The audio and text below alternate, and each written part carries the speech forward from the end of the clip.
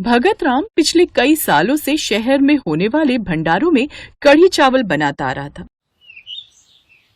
आज भी एक धार्मिक आयोजन में कढ़ी चावल का भंडारा बांटा गया था, जिसमें भगत राम भंडारा बनाकर घर लौटा था। ये लो पानी। और सब ठीक से हो गया? आज भीड़ होगी बहुत। हाँ, भीड़ तो बहुत थी मंदिर में। काफी बड़ी अवस्था में भंडारे का आयोजन था, पर आज फिर रमेश भैया और मदन भैया अपने पूरे परिवार के साथ पहुंच गए थे। सुशीला भाभी और सरिता भाभी दोनों ने बर्तन भरवा लिए।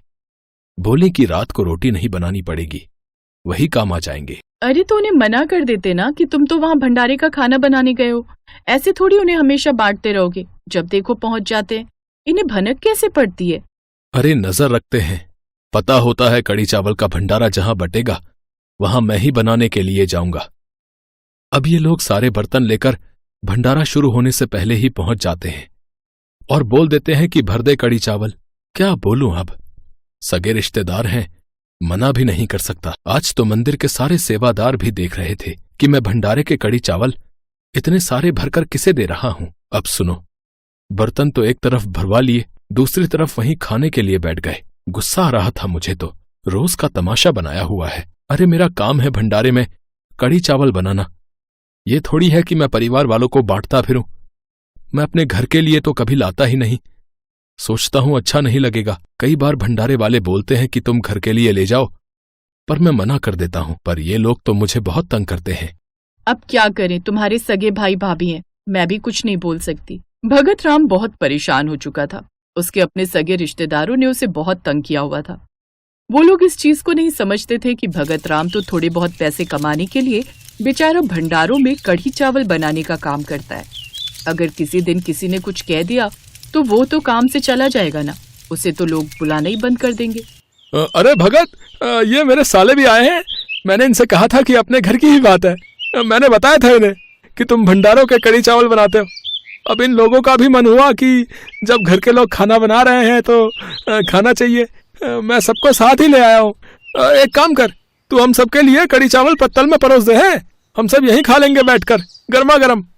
देवर जी, मैं रोटी का टिफिन ले आई हूँ, आप इसमें भी भर देना। मैं भैया के हाथ अपने मायके भिजवा दूंगी। उस दिन तो हद ही हो गई। अब भगत राम ने सोच लिया था कि कुछ न कुछ तो करना पड़ेगा, नहीं तो उसके भाई भाभी की आदत बहुत ज्यादा बिगड़ जाएगी। अरे सरला, कल दोपहर की और रात की रोटी रहने दे। सुना है शहर के बहुत बड़े व्यापारी मोहन लाल जी मंदिर में कढ़ी चावल का भंडारा करवा रहे हैं। हाँ रमेश भैया, बहुत सुना है आपके भाई के बारे में कि वो भंडारे में कढ़ी चावल बहुत स्वाद बनाते हैं। अगर आप कहो तो हम भी आपके साथ चल लें क्या? हमने भी बहुत समय से भंडारे के कढ़ी चावल नहीं खाए। हाँ हाँ, क्यों नहीं। अरे अपना भाई बनाता है भंडारे में कढ़ी चावल, इसमें पूछने वाली क्या बात है।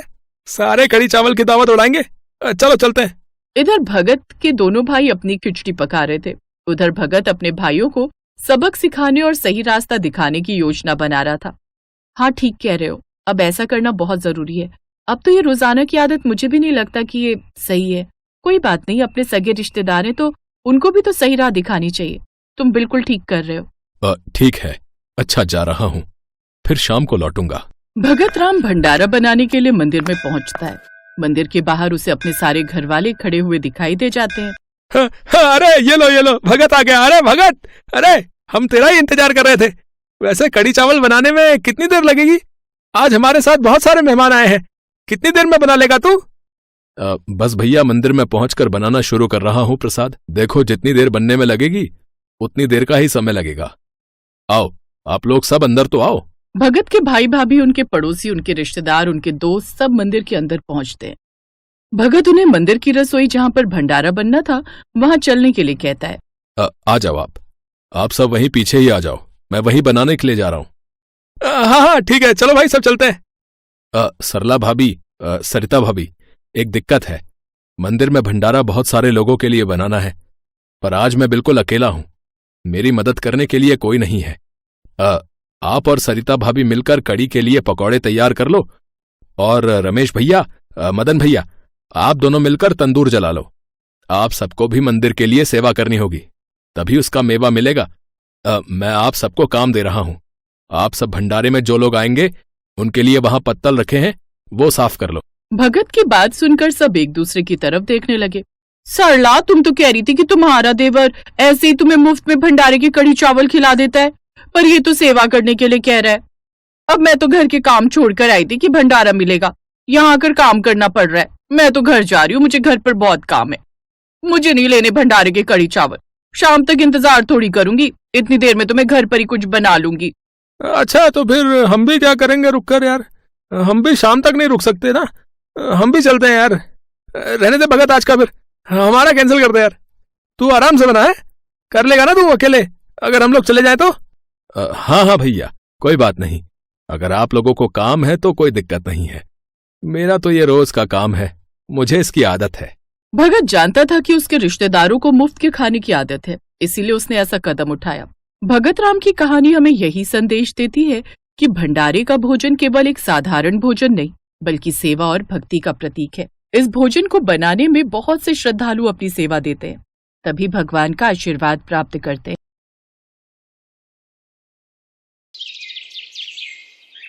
मंगरू हर रोज शेफाली की तारीफ करता था। मंगरू पूरा दिन काम करके थका हारा घर आता था और कहता था, शेफाली, खाने में आज क्या है? आज कढ़ी चावल बनाई हो जी। वाह, जल्दी खाना लगाओ, बहुत भूख लगी है। शेफाली के हाथों की कढ़ी चावल खाकर मंगरू पागल ही हो जाता था। वाह शेफाली वाह, तुम्हारे हाथों में तो जादू है, दुनिया का बेस्ट कढ़ी चावल बनाती हो तुम। आप भी ना कुछ भी बोलते हो। सच बोल रहा हूँ, मैं तो सोच रहा हूँ कि ये सब मजदूरी में कुछ नहीं रखा है, ये सब छोड़ मैं खाना डिलीवरी का काम शुरू करूंगा। अच्छा, और खाना कौन बनाएगा? क्यों, तुम बनाओगी ना मस्त कढ़ी चावल? कढ़ी चावल बेचकर ही हम करोड़पति बन जाएंगे।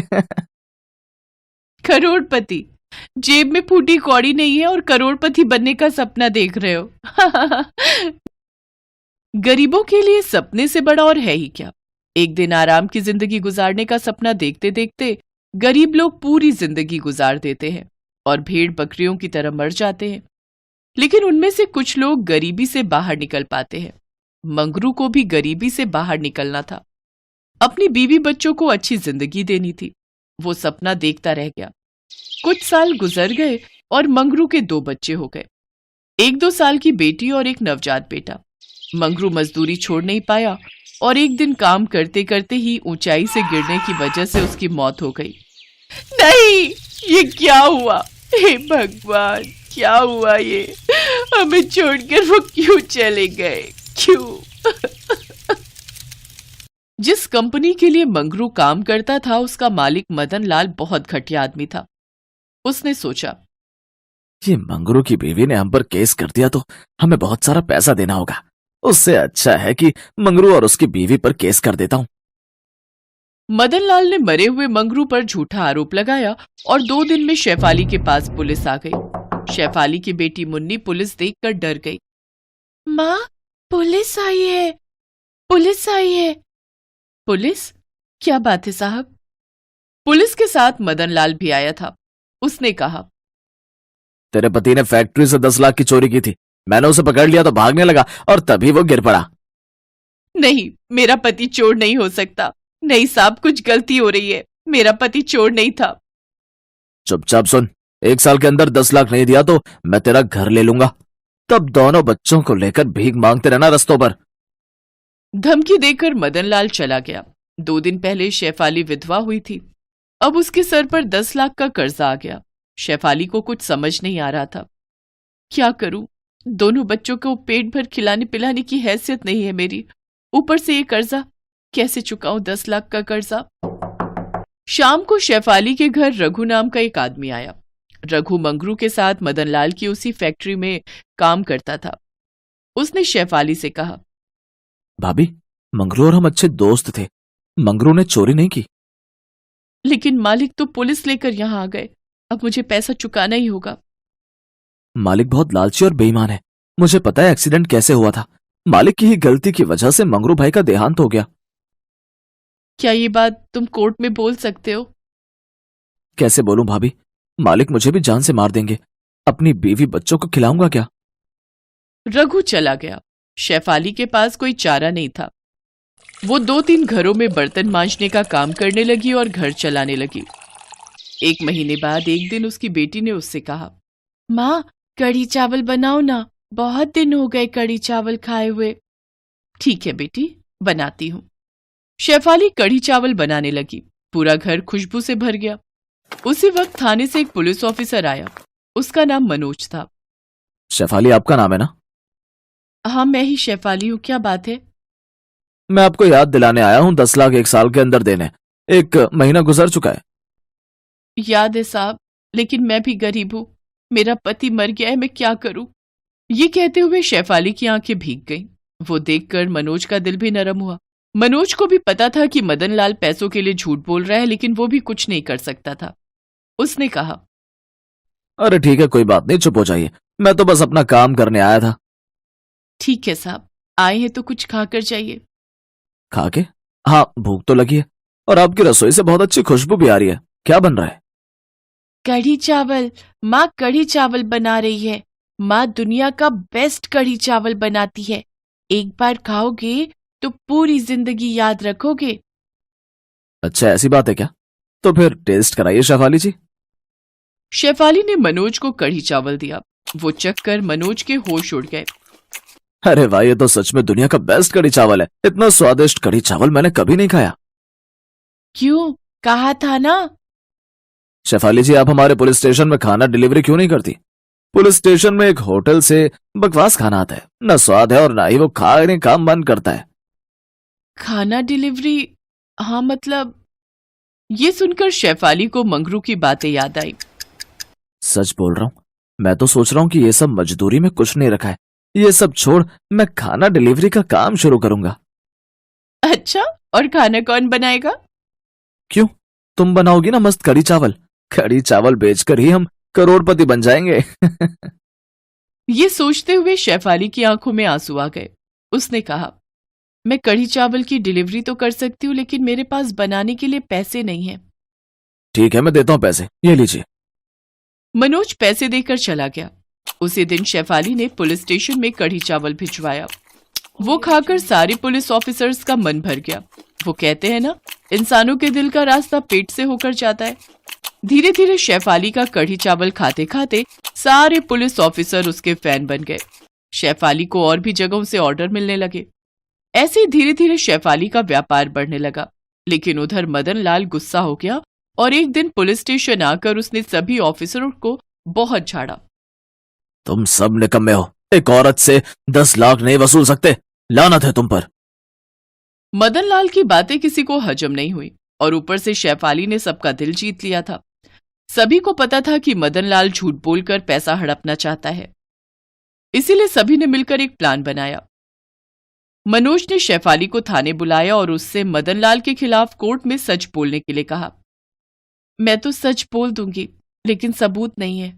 मैं ऐसे एक आदमी को जानती हूँ जो मदन लाल के खिलाफ कोर्ट में बोल सकता है, लेकिन वो डरा हुआ है। ठीक है, हम उसका डर दूर करेंगे। मदन लाल को बहुत चर्बी चढ़ गई है, उसे जेल भेजना ही होगा। शेफाली ने रघु को बुलाया। पुलिस का सपोर्ट मिलते ही रघु गवाही देने के लिए राजी हो गया। रघु और भी लोगों को साथ ले आया और अगले दिन कोर्ट में सभी ने मदन लाल के खिलाफ गवाही दे दी। पुलिस ने भी एंड मौके पर मदन लाल का साथ छोड़ दिया। मदन लाल को कोर्ट ने शेफाली को 1 करोड़ रुपए देने के लिए कहा। मदन लाल को देना ही पड़ा और उसके बाद उसे जेल हो गई। मदन लाल पूरी जिंदगी जेल में सड़ने के लिए अंदर चला गया और शेफाली करोड़पति बन गई। मंगरू का सपना पूरा हुआ। शेफाली के कढ़ी चावल ने उसकी जिंदगी बदल दी और उसके बाद से शेफाली खुशी खुशी जीने लगी और कढ़ी चावल रेस्टोरेंट खोलकर कढ़ी चावल बेचती रही।